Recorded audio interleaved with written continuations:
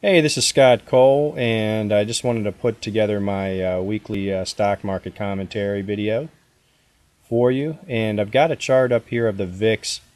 It's a widely followed contrarian indicator measuring volatility. And when the volatility is high and it peaks, that tends to coincide with a market bottom, and then when it gets very low,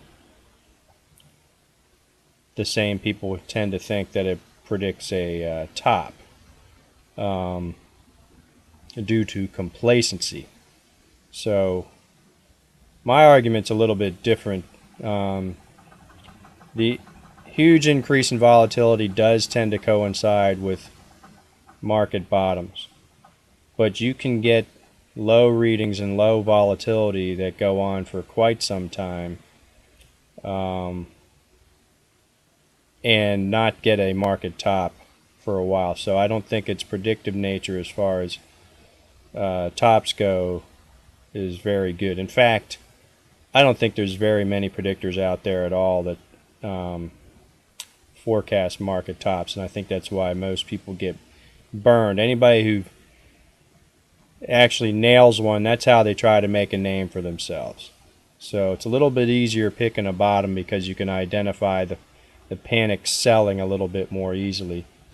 And when you do have a market like what we had back in 1999, 2000, that was basically like our residential real estate market was in 2005, 2006. So that, you can identify bubbles like that, but right now we're not in a bubble. So this indicator finished with a reading of 18.53 on this past week, and the low of 2011, the low reading was under 15.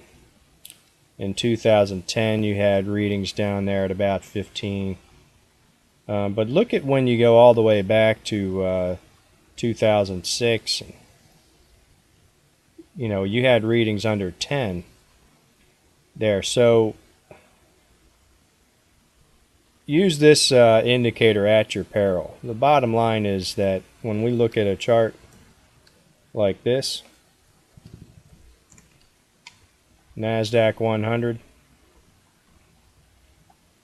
zoom in on that a little bit, and we are just now breaking out of a basing pattern that goes back, it really does extend back about a year. It rallied to different highs, barely making new highs a couple of times, but generally speaking, that's just a basing pattern that we're breaking out of in a longer term bull market that started in March 2009. So the fact that we're doing this with some relatively low volatility suggests to me that this market's going to move a bit higher.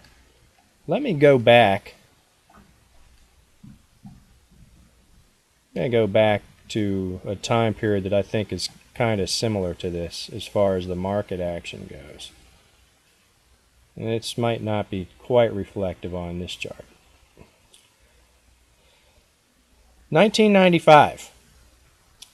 We had a basing pattern that had gone for about a year. From 1994, there was a little bit of a bear market. Actually, they called it a stealth bear market because I don't believe we actually had a 20% decline in the Dow. But in 1995, we broke above that high set earlier in 1994. And it was just a quiet little breakout, and it just moved up real nice and slow for many months after that. Now, let's just see if they even had the VIX readings back then. You can see the VIX readings were, pretty benign.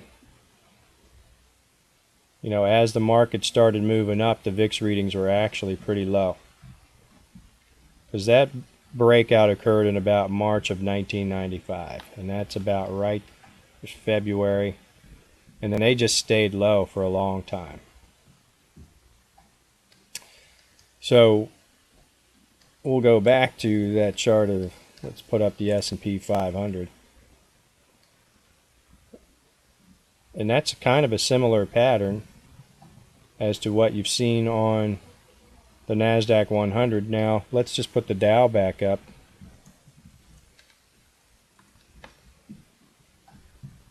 Similar pattern for the Dow, and this quiet little breakout, and then it just resulted in a nice big uptrend.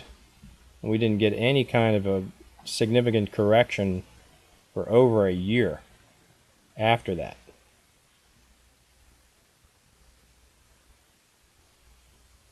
Now, obviously, there's a lot of issues that can affect the market these days. Everybody's still talking about Europe.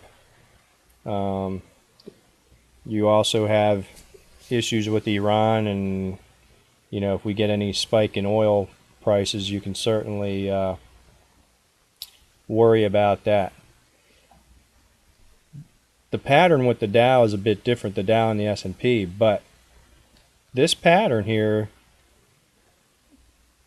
if I trace that around, there's your cup. Remember that cup with handle pattern that William O'Neill of Investors Business Daily always talks about in his book there. It's a powerful pattern. So we've run up into some resistance here with the Dow a little bit. That high is 12,876 going back to May of last year. And we closed this past week at 12,660. So we're just a smidgen below last May's highs. We actually bumped up very close to those highs and pulled back a little bit. So I expect we might get a little bit of a pullback or some sideways action.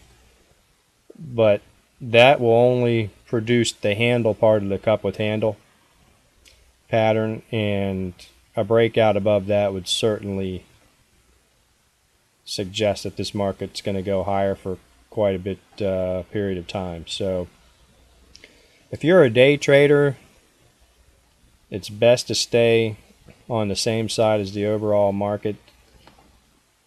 We basically feel like it's a good idea to day trade stocks from the long side if the market's going up, and you can use your intraday tape indicators to confirm that action. If you're a longer term trader, intermediate term trader, the market is up, and while we may be due for a pullback here, unless we get what I call it is a true selling day, as discussed in Gary Smith's books. A true selling day would be when you have the major market averages all selling off by at least 1%. In this day and age, with the volatility a little bit higher than what we've seen in the past, that rule might be extended out to 1.5%. But until you see a day where all those major averages are down by that kind of amount, and probably on a little bit higher volume, then we probably aren't due for any kind of a major correction. So that kind of a true selling day is what you'll typically find when the market is ready to make some sort of a top.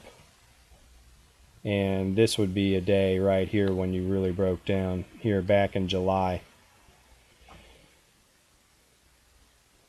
where the Dow was down over 1.5% there, and I believe a lot of the major averages were down that much as well. We really haven't had a true selling day like that since about November. We had follow-through days to the upside in late November, and that suggested that a new bull leg was about to start, and that was confirmed later in December, closer to Christmas. So that's how we feel about the markets this week. We had a little bit of sideways action, slight downward bias on the week for the Dow, but the volatility is relatively low. This market still looks like it has some legs to the upside. So pay attention to some of those real good stocks that have a chance at breaking out to new highs. Put that list together and get ready to jump on board when this market is really ready to start taking off again. So we might get a little bit of a pullback here, but I don't see anything too major until I actually see a true selling day like I've mentioned. So those are our thoughts, and we'll see you down the road in some more videos.